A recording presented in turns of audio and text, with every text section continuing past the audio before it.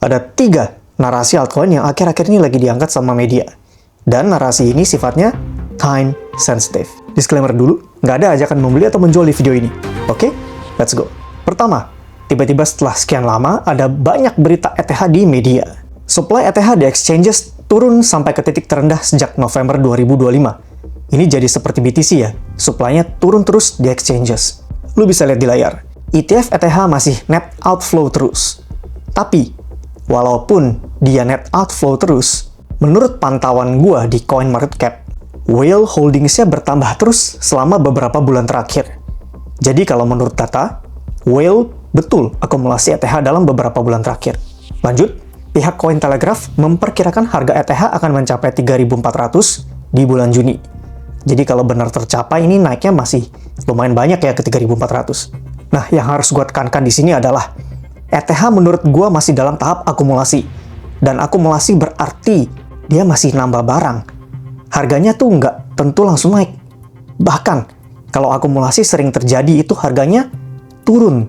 Kalaupun dia naik, dia tuh cuman sampai ke resistance yang berapa lah. Mungkin bisa sampai 3.000-an yang nggak ada yang tahu.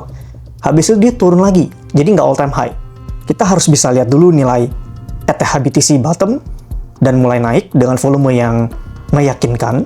Terus kita juga harus lihat BTC dominance bearish. Itu baru kita bisa, ya oke lah, ETH udah bisa naik menembus all time high. Begitu kurang lebih konsepnya. Buat BTC dominance mungkin akan gue bahas di video-video berikutnya. Next, narasi kedua adalah BNB. Narasi tentang Binance ini juga lagi rame di media.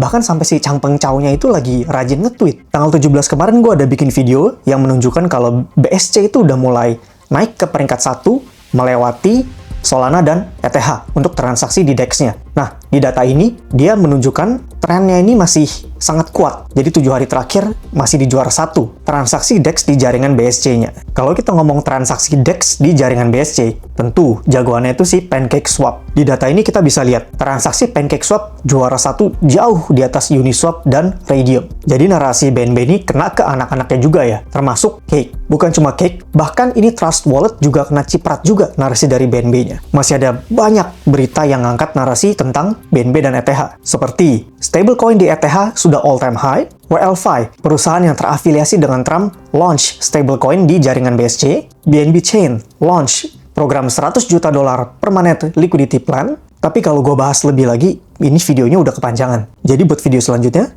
lo mau gue bahas narasi ketiga atau BTC dominance saja? Komen di bawah.